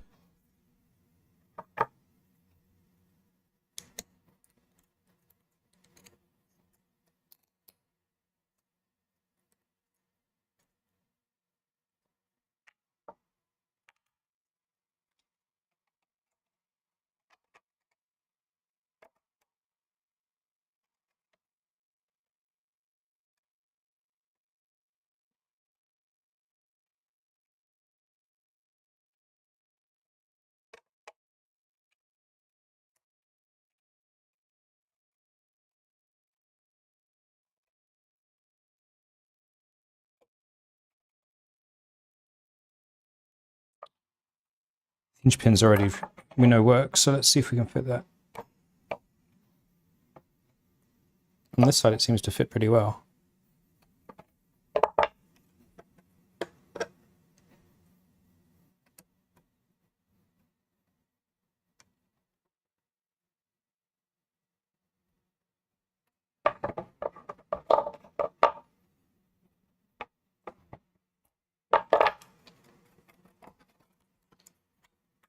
Let's drill out that part again, because that's not the part that breaks.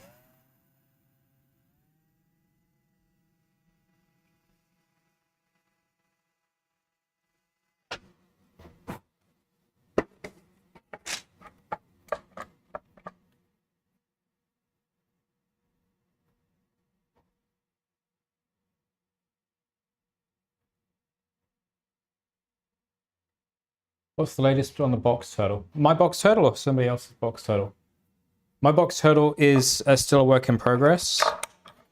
I'm working through what's going wrong with it, step by step by step, but it's been frustrating me, and it's not the sort of situation I want to put myself doing on stream as a fix, because when I get frustrated, I say things and do things, and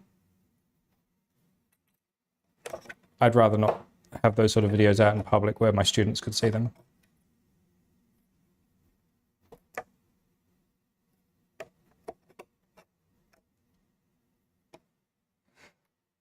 Again, it doesn't quite fit.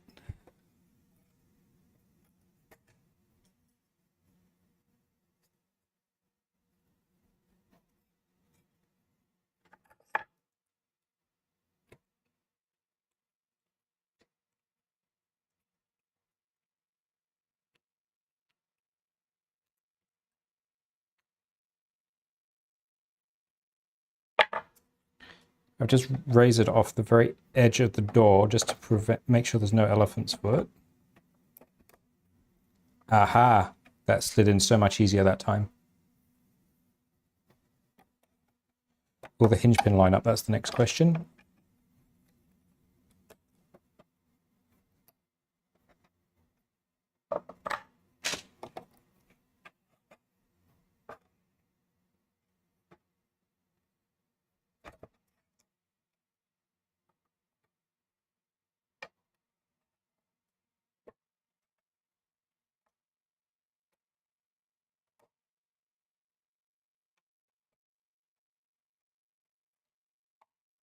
Trying to locate where the, there we go, sliding in. There we go, all the way down. That's latched into the bottom of the door. Door latch closed. Snip off the filament. Well, we've got one side in.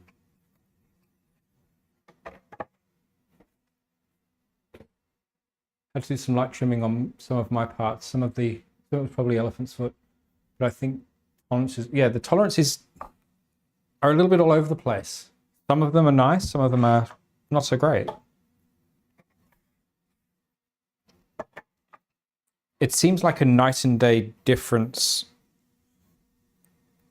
from the Ender to this, and from the experience that everybody seems to have had when I've watched stream building things like the Reaper, like Steve and Jeremy. That seems to be, they've built them up to the bigger scale, and that means that the tolerances are less of a problem because they are that little bit bigger. I'm talking to Zombie, he said he had similar frustrations in terms of some of the fit. So I don't think it's just me.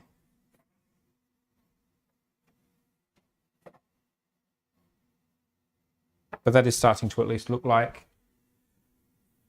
it's complete.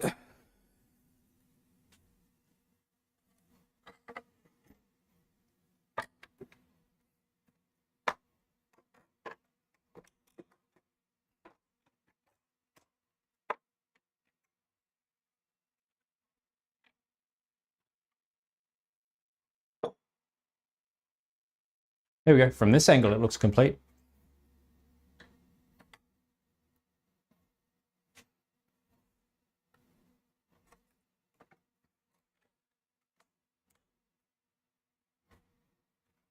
Just when you turn it that way. It's missing a door. One of the things I'm going to need to do is put a bolt through the piston, but I'm going to save that until I have that trim done for the rear window. Actually, I should have printed that at the same time as these, because that would have looked all right in silver. Let's put that up here for now.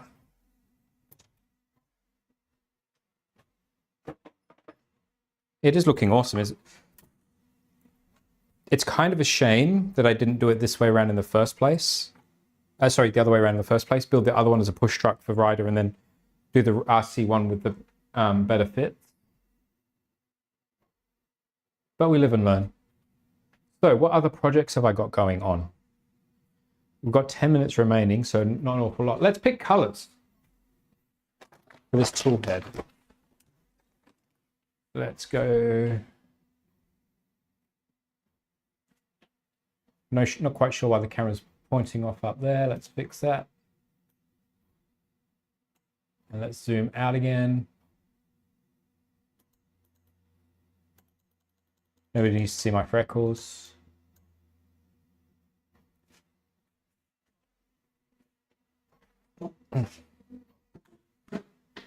Now, if this ends up going on the Voron, we need to bear in mind that there's a good chance that we're going to be running the Voron at 60 volts all-wheel drive very shortly. So that might be the way to do it. We've got Polymaker Galaxy Red from one of my wins.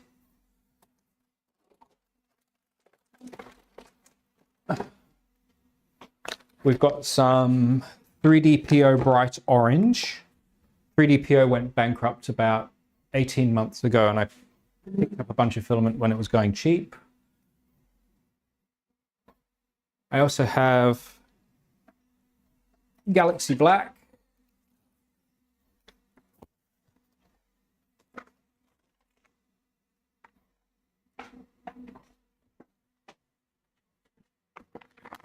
Pop Pink. Something else that might be fun. There's this teal, and I've got some Pop Blue or some Galaxy Blue. I don't think the blue. Just not feeling blue.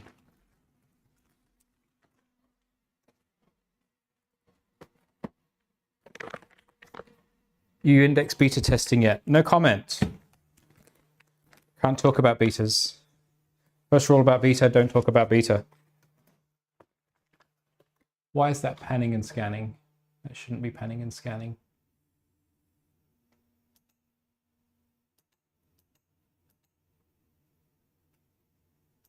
There we go, turned it off. So, what do we got? Polymaker Galaxy Black, which every man and his dog knows what Galaxy Black looks like.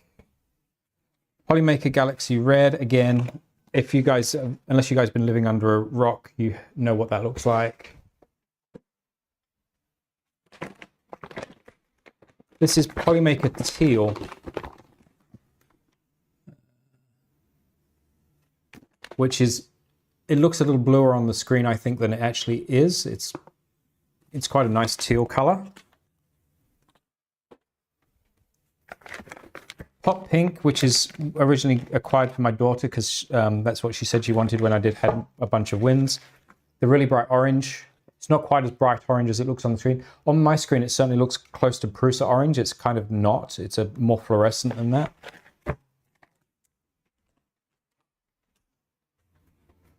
Or we've got, is this in a see-through? No, it's in a foily, so there's no point. We've got the ASA Pop Blue from Polymaker as well, which the color rendition on the sticker is actually pretty accurate. It looks like the right rendition on the screen too. What are people's thoughts? Does that new tool headboard do 60 volts? No.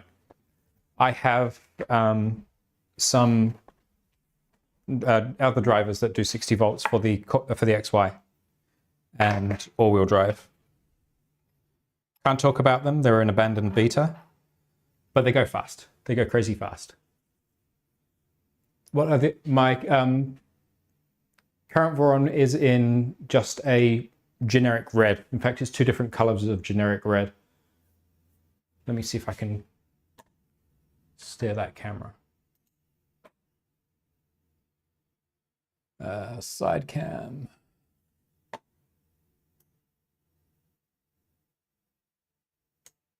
Get rid of my water bottle.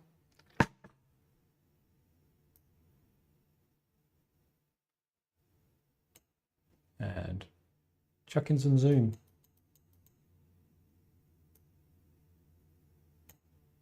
Oh, that's the plate I won on one of Steve's streams.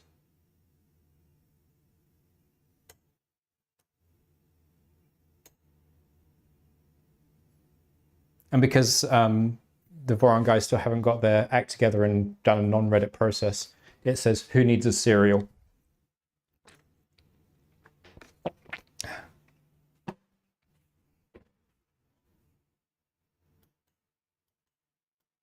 So as you can see, there's the top, well, you can't see it really well, but those top two panel latches are two different colors. So yeah, it is what it is. And currently the box turtle is also green.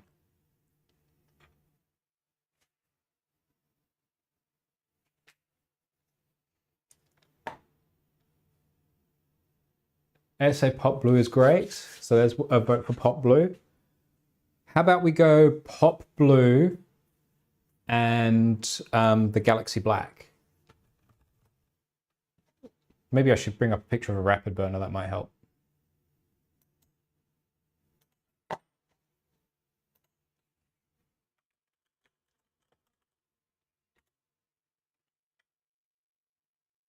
It's basically the same as a dragon burner, but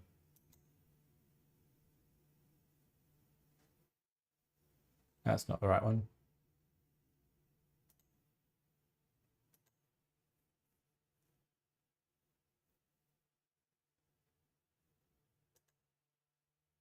That'll do. That one's close enough.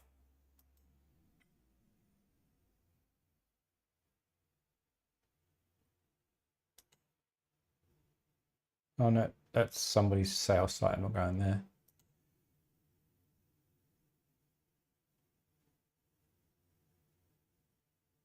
Just show me a rapid burner.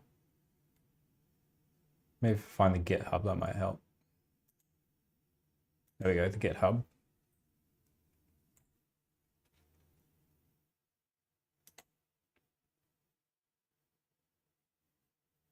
There we have it. So it's not that far out from a dragon burner, it's just a bit taller. And it's going to have the Rapido 2F Ultra High Flow.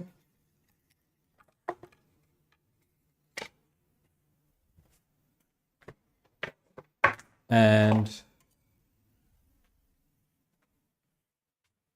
I can show you that tool head board because that's not the one that's not what I've been talking about. It's going to have the Apis 2 extruder on it. So that plus that with the that bit in the middle.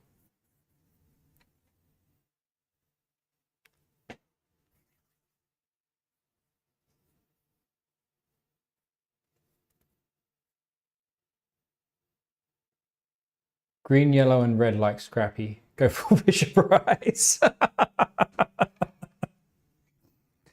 Yeah, no.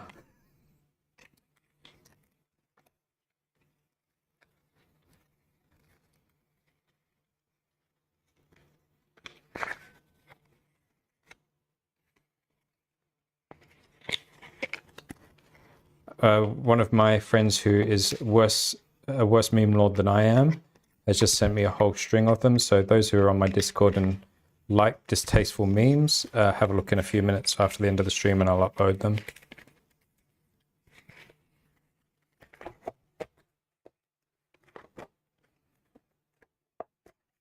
So put that back in there so I don't lose anything.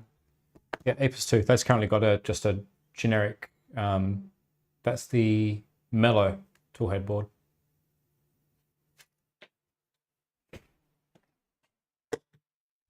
So maybe what I'll do is I'll put a poll up with links to all of the filament colors on my Discord, and I'll leave the poll running for like 48 hours and we'll go based off the votes, although I get final veto.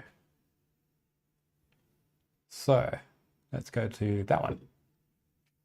It is the end of my stream window. We've had a good chat. We've had some fun. We've broken some things. I've had some frustrating print failures and not got completely ragey on stream. Let's have a quick look at that. Now I'm going to have to peel all of these brims off these parts and clean them up, but they're printed successfully at least. Even if they do look like a dog's breakfast because of the not being able to cool properly.